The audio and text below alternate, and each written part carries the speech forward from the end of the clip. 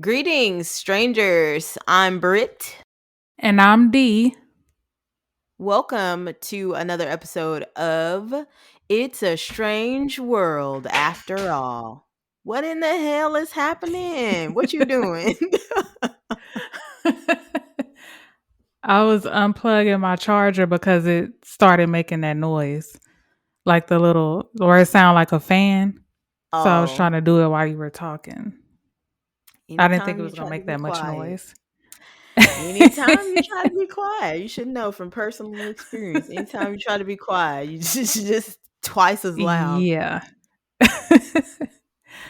What am I? Oh. Let me do mine. Let me do mine again. It's a Okay. strange world. That was my air freshener. Yeah, it's you today. What is happening? It's too I much don't going know. I don't on. know. Lord. D. There's too much going on. It Okay. really is. But It's only been 2 minutes. And then this has just Okay. been me. It's not even the people outside right now. I know. It's just me. My bad. All right. You good. Do it one more time.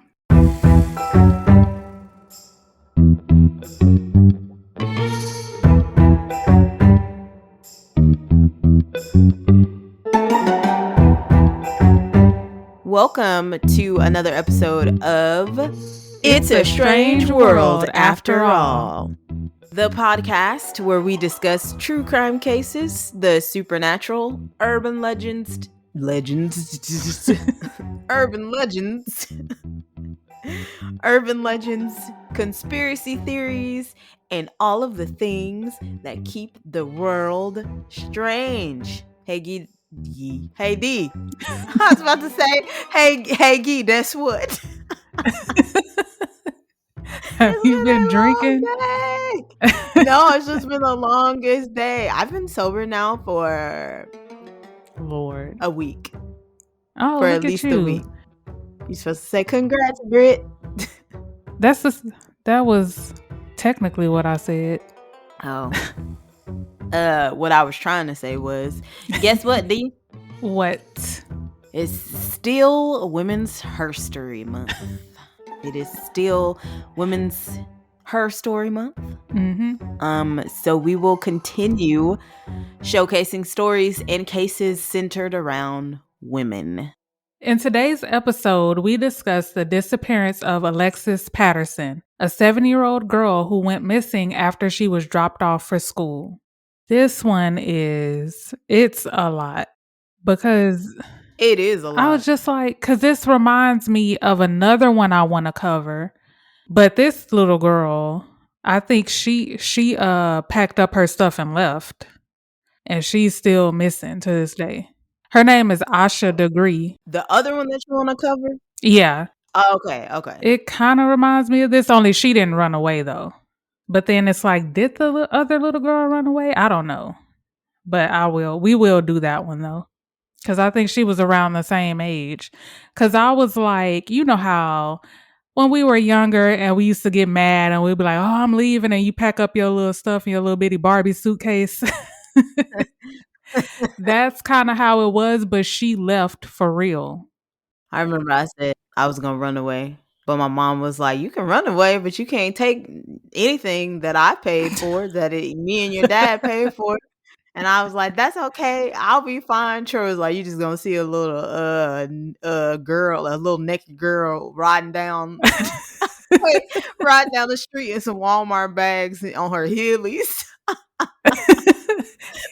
was Hillies. like, they weren't even heelys. They were Lord. like the tennis shoes with the 2 wheels in them that my grandpa had got Yeah, me for those are like my Hillies, birthday or right? something. No, heelys are the ones that only have them in the heel.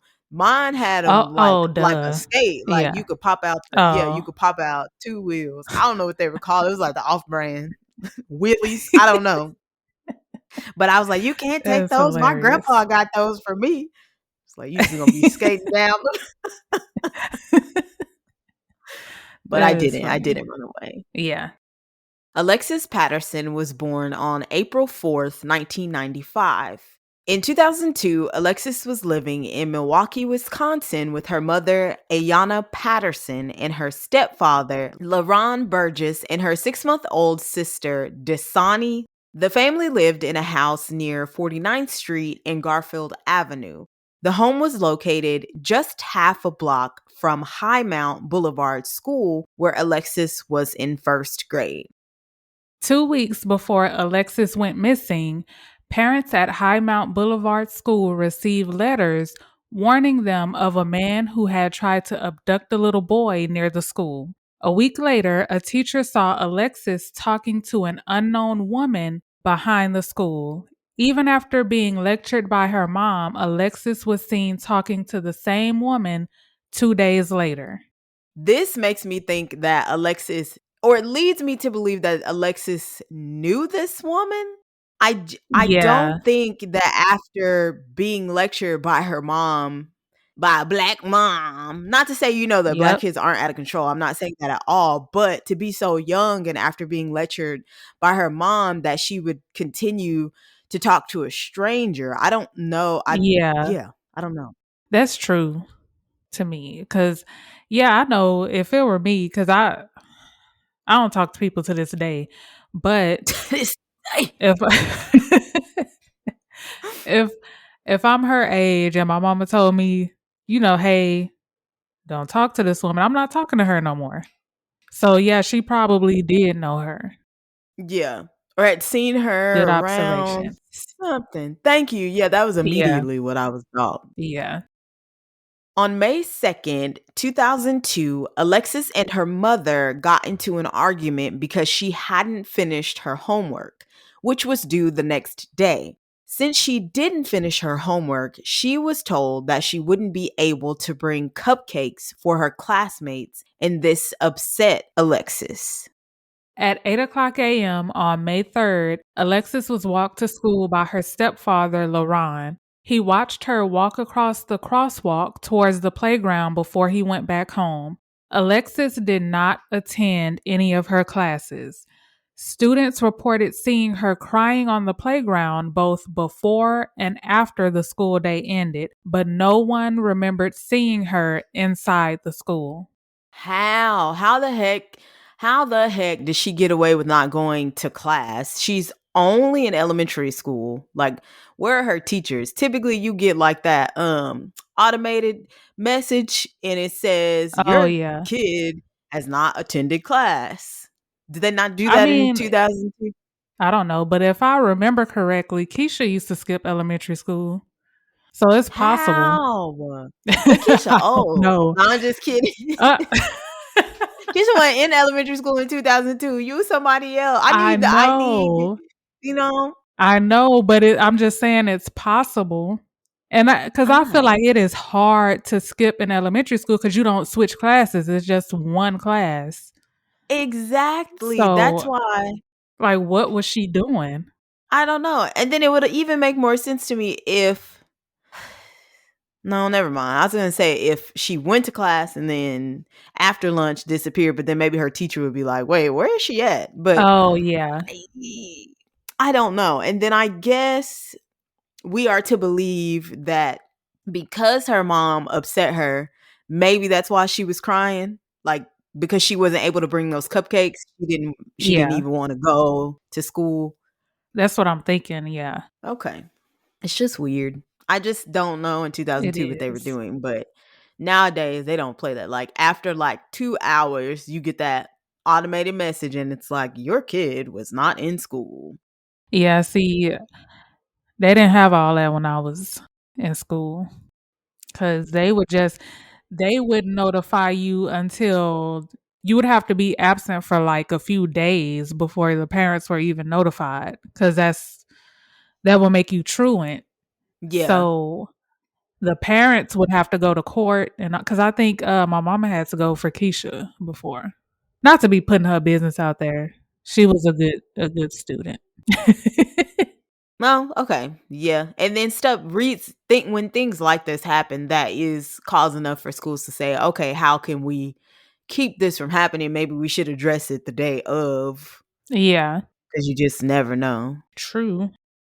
Alexis's parents were not notified of her absence until after classes had been dismissed for the day.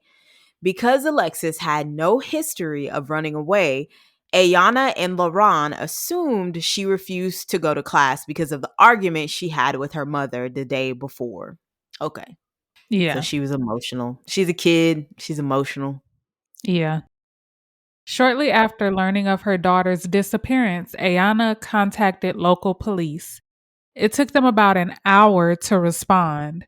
Immediately, the surrounding areas were searched, with the case initially being treated as a potential runaway. While speaking with some of Alexis's classmates, it was discovered that a red truck had been spotted parked near the school for most of the week, never dropping off or picking up anyone. The truck vanished after Alexis went missing and was never seen again. Police have been unable to determine if it's connected to the case or not. I mean, it seems like it is. That's a little suspicious. It is pretty Because what are you doing there? suspicious. Right. If you're not picking anyone up or dropping anyone off, it seems like you're just stalking, case in the joint.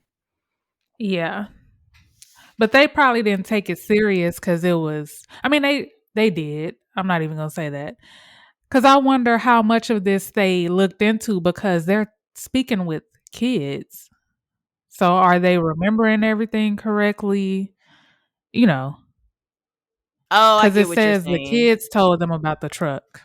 Yeah. But I mean, if they all said the same thing, then I was gonna say, I don't think a kid would misremember that, especially because I mean, in our community, we're taught not to be trustworthy. I mean, yeah. you know what I mean? So I can remember being a kid and thinking, why is this car part like what? Or rapey Oh, yeah. vans and And stuff like then that. they were on alert because of that man that was seen and the woman that she was talking to. Oh yeah, yeah. So Yeah. So I get it. Okay. Alexis's biological father, Kenya Campbell, learned of her disappearance from local news coverage. On May 6th, he was released from prison and questioned by police, who said he was fully cooperative with the investigation. Ayana and Laron were also taken in for questioning. Police focused on Laron because of his criminal past. In 1994, he was involved in a bank robbery that resulted in the fatal shooting of a police officer in Glendale, Wisconsin. Both Ayana and Laron maintain their innocence. Yeah, I don't see why her dad would have a motive. Also, he was in prison. I don't see how he could have orchestrated Yeah. or what his motive would have been. I think I think they really just questioned him to see if he noticed anything suspicious or whatever, but he was in prison or if he may have knew something. I don't think they really suspected him because he was in prison at the time. Oh, So, okay. I Because think they were just, trying to get all they could. Hundreds of volunteers passed out thousands of flyers with her description. Investigators went door to door in the days after she went missing, asking people if they'd seen her, and billboards were put up across Milwaukee asking those with information to come forward. on May 14th, authorities announced that Alexis's disappearance was the result of suspicious circumstances and had been reclassified as a criminal investigation. Months later, they stated that they believe foul play was involved. That same year, police subpoenaed 4 Milwaukee television stations seeking tapes of past news coverage about the case. They didn't say why they were interested in the tapes, saying it was illegal to comment on sealed search warrants. So it was illegal to comment on why they were requesting that evidence? Yeah, so I think what it is, they couldn't, they probably told them why they needed it, but they couldn't make it public as to why they Oh, needed gotcha, it. gotcha. Because Yeah, they need it that's just what I'm in thinking. case. Yeah, Goes back to the whole you can't give everything about the investigation just in case. Um, I don't know what I was about to say, but you knew what I was saying. No, I think it was just because I know what you were trying to say, like how they withhold certain information. Yeah, that's not one of those. I think it's just because they told the news stations why they needed it. They just didn't tell the public why they needed it because that's illegal. I think. God, okay. Okay. That's what it sounds like to me. Yeah. Around the time of Alexis's disappearance, a man by the name of Brian T. Werner wrote and distributed racist flyers related to the case. He placed the flyers outside America's Black Holocaust Museum and on shop doors and car windows. They questioned why any white person should care about Alexis going missing. He was arrested for posting the flyers but was released after it was determined that his comments were protected by the First Amendment free speech clause. Anyway, This is my thing about these types of people. Like, mind your business. Like, we don't care that you hate black people. We don't care that you don't care that she's missing. Like, how is your life inconvenienced by them putting up flyers? Like, why would you go exactly. out of your way to do this? Like, how insensitive is that? And then this is a child. Like, what is wrong with you, sir? Exactly. Goodness, I cannot stand. I don't even want to get into it. Man, no, I didn't really want to get into it either, but gee, like, but yeah, it's just pointless. It made no sense for you to do this. It was pointless. Exactly. He don't have nothing better to do. Like, who has the time? Why do you have this much time on your hands? Exactly. Go get a job. Go Right? go head up some KK, some Ku Klux Klan. I can't even say it. Some KKK meetings. Like, go do something else with your Yeah, life. Like, that is ridiculous. I hope he got jumped when he got released. They should have been waiting on him he should have outside the station. at the Yep, door I was waiting on you at the door. with the head cock. Anyway. In August 2002, an anonymous caller contacted a local TV station saying that the missing child's remains were in the Milwaukee River near Eastbrook Park. The area was searched, but nothing was found. Hoping to find new leads, investigators looked through local sex offender registries as well as probation and parole files, but were unable to come up with anything. I hate when the caller is anonymous. Like, I get it, I guess. I know. Yeah, but still. I don't understand, like, anonymous callers. Is it because they don't want to be connected with the case? Like, I don't understand why remain anonymous. Okay, I kind of get it. It's frustrating, but I kind of get it because you have there's been cases where people called in with a tip or they either went to the police station with a tip and then they were ended up being a suspect. Yeah. So, I get it cuz like just don't involve me in it at all. I'm trying to help, but I'm not, I don't want to Yeah. be They probably had warrants.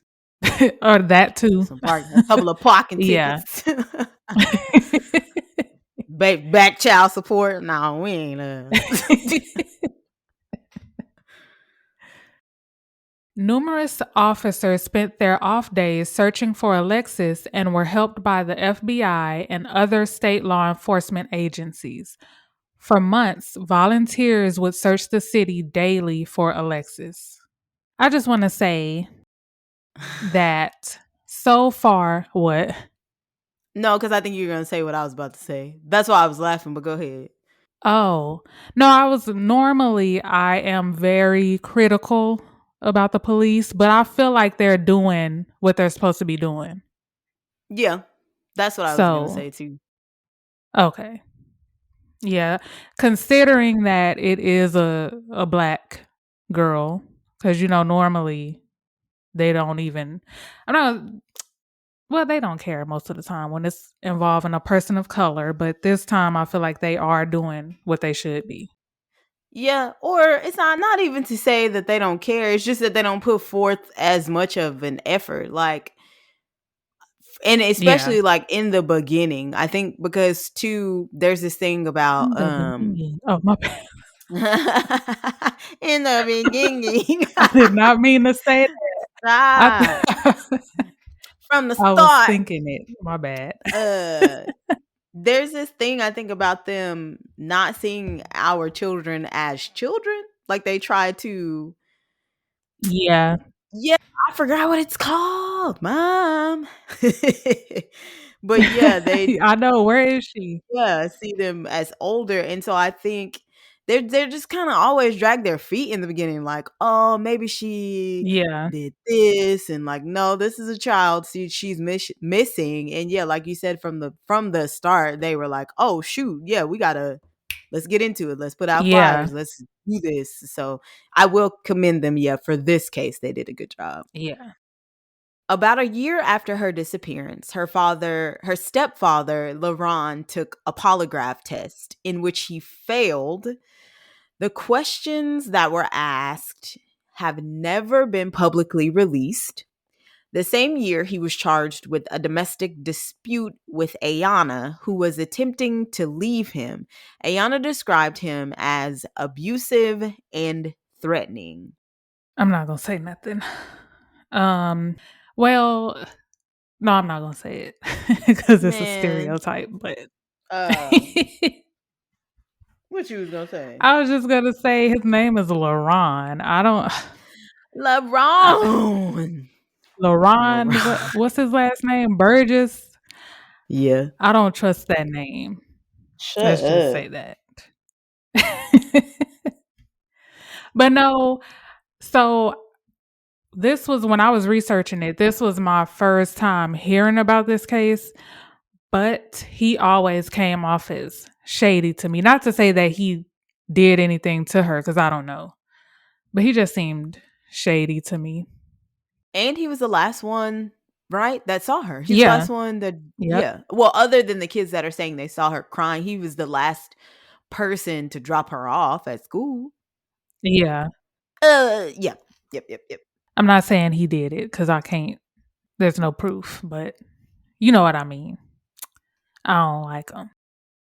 In 2005, a prisoner told investigators that Alexis's remains were buried in the South near a metropolitan area. This tip led to the search of a vacant home in Baton Rouge, Louisiana, but nothing was found. So, my thing is, I wonder what specifically led them to Louisiana because he only said the South, and I couldn't find anything else that said anything about Louisiana. So I wonder why they went to Louisiana. I don't know. Maybe there was like a trail. I don't know. There had to have been something that, Yeah. yeah, like some follow ups after speaking with the Oh, prisoner, maybe. maybe. Yeah. Yeah, because there's not really a lot of information about this case, but I mean, it's enough to, it was enough to do an episode. So, Yeah. but I feel like a lot of stuff was left out. Even though, like, the couple articles I read, they were like pretty long, but I still feel like a lot was left out. Yeah. This would be one of many search warrants that led investigators out of Wisconsin. The National Center for Missing and Exploited Children released an age progression photo of Alexis in 2009 that showed what she could have looked like at 14 years old. Another one was released in 2013 showing what she looked like at 17. In 2012, police announced that they had re interviewed 60 to 65 people connected to the case, as well as secured more than 10,000 pages of notes and evidence. Some of the people who had been re interviewed said that they may not have remembered correctly and they may not have actually seen her the day she disappeared. Again, I'm thinking these are the kids. Okay, that's what my note Yeah. was. are these the now teenagers that would have been her schoolmates at the time of the disappearance? But yeah, That's what I'm thinking. got you. A mixture between the kids at the time and then the teachers, maybe? Yeah, that makes sense.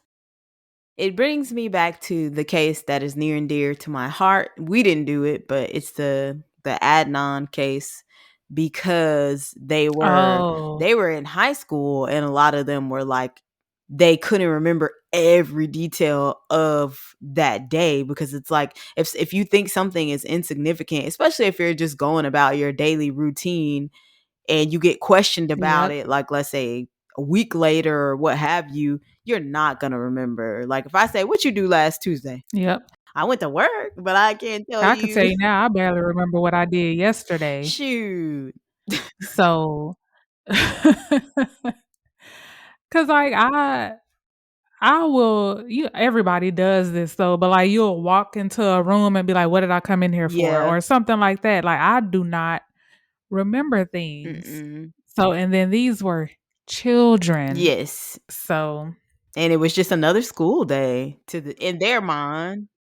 maybe they saw somebody that looked like her. Yeah, maybe. Or they could have been Yep. mixing it up with maybe even another school day. Like, yeah, we remember seeing her crying on I don't Oh know. yeah.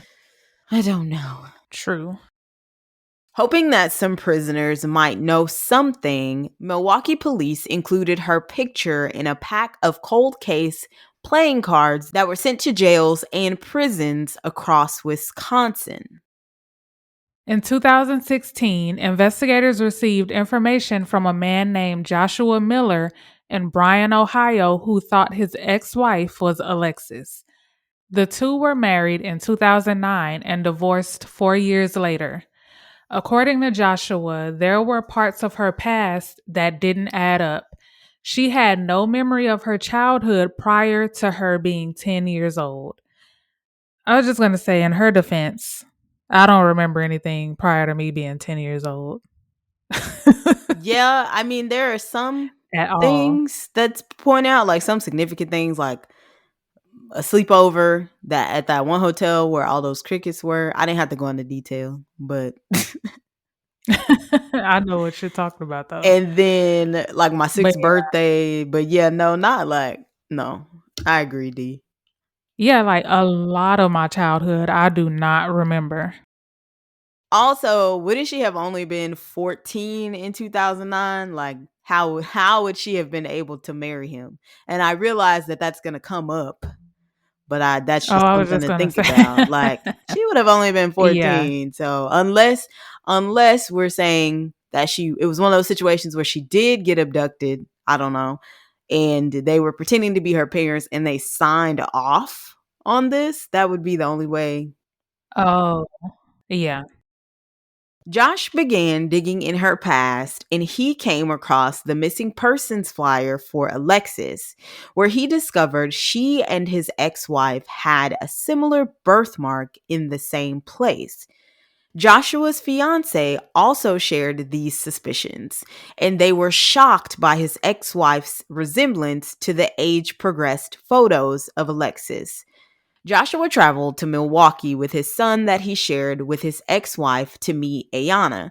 While there, he gave a sample of his son's DNA to Ayana.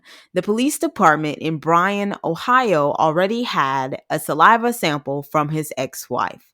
These samples were mailed to the Milwaukee police.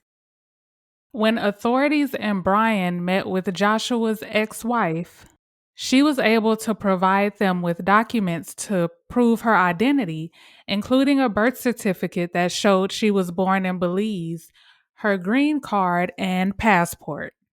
This raised doubts about her being Alexis. These doubts were further raised upon learning that she was 7 years older than what Alexis would have been at the time, so she would have been 14. There you go. Yeah. Yep, that it is an inconsistency. I don't know that it's a huge inconsistency because that is still really weird that they look the same and have those like defining traits like the birthmark Yeah. and yeah. When the DNA results came back from the Wisconsin Regional Crime Lab, it was determined the two samples didn't match. This proved that Joshua's ex wife was not Alexis Patterson. Ayana questioned the results, saying the samples they used from Alexis could have been corrupted or have come from another source. She demanded that they perform a new test with her own DNA, but her request was denied. This led her to hiring a private investigator. Ayana still believed that the woman was her missing daughter. She said the two have the same mole above their left eye. She also has the same birthmark as well as a bump on her pinky finger and a scar under her right eye. Joshua spent 4 years working to expose the case, saying that he didn't trust the DNA results and wanted to get his ex wife away from an unnamed man.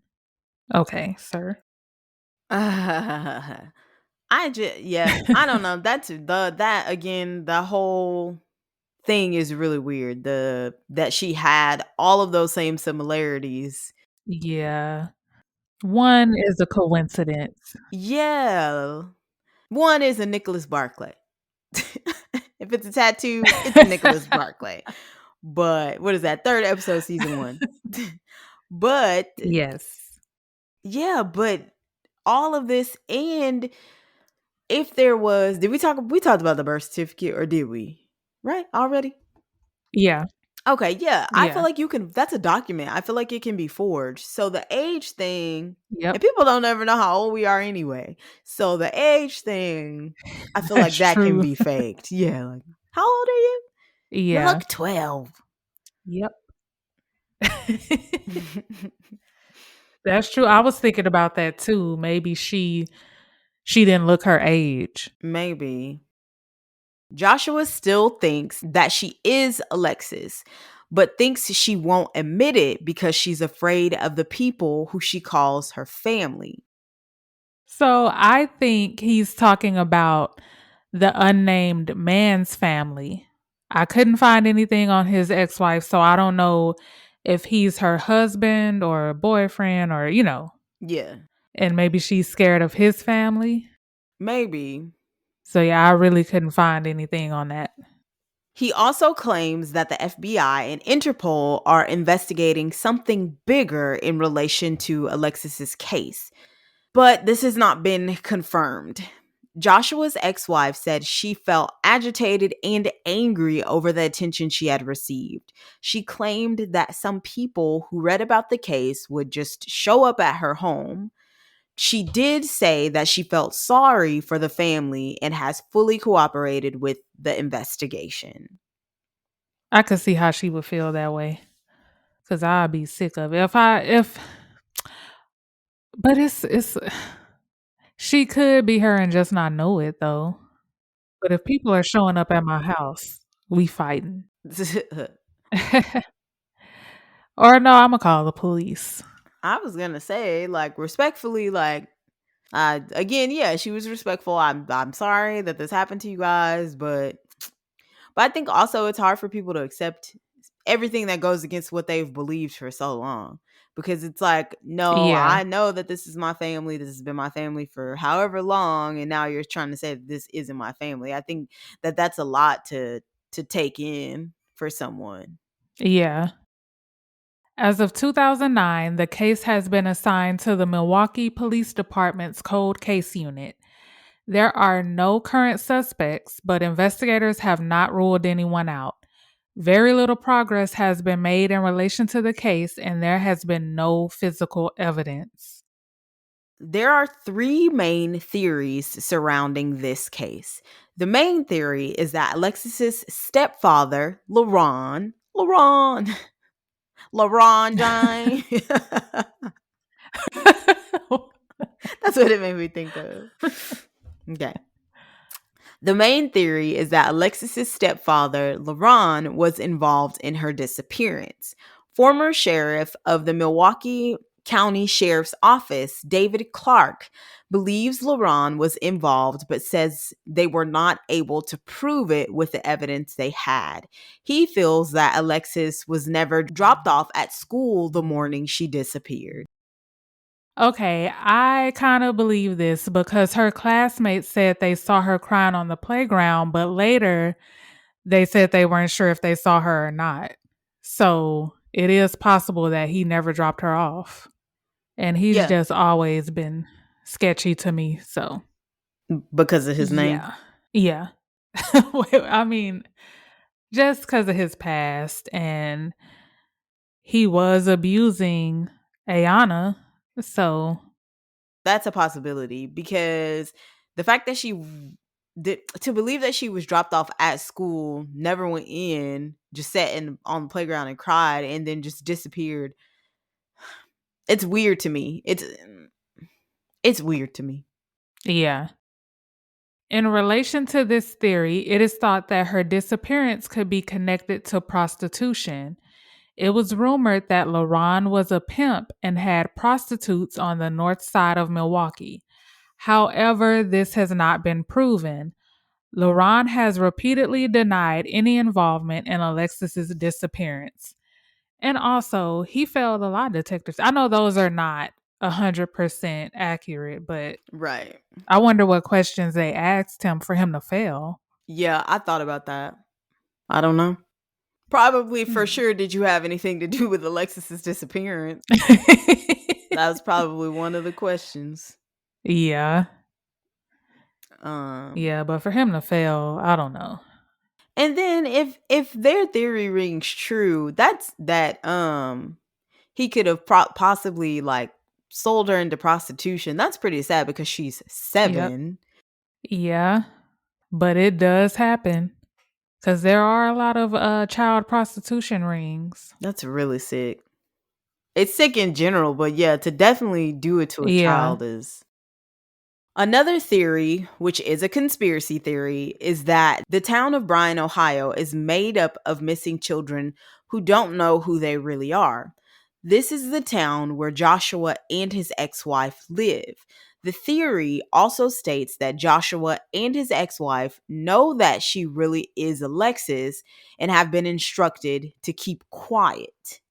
This makes sense to me because there are too many coincidences regarding her appearance. The DNA didn't match, but they could have easily tested the mother's DNA and they chose not to. Yeah. The only thing that's off is the age difference, but that could have been faked as well.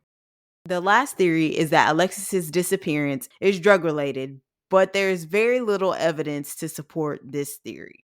Ayana believes Alexis is still alive and continues to celebrate her daughter's birthday every year. In January 2021, her stepfather, Laron, who was the last person to see her before her disappearance, was found dead in his apartment of a drug overdose. Milwaukee police say they are still investigating the case and are still receiving tips. Alexis Patterson would be 25 years old at this time. If he was, if LeBron was a drug user, couldn't the theory of her disappearance being drug related, like, because there was a story, I don't have all the details, but it was a 3-year-old little girl that was like kidnapped and murdered, and it was drug related. It was like because somebody had Yeah. stolen some drugs or owed somebody some money, because that could very well be the Yep. same. Yeah. That's what I was thinking. So if you go by that theory, most of the theories point to him. Yeah. In some kind of way, it all goes back to allegedly. But now, I mean, we'll never really know unless they find some type of evidence because it's not like he can come forward now.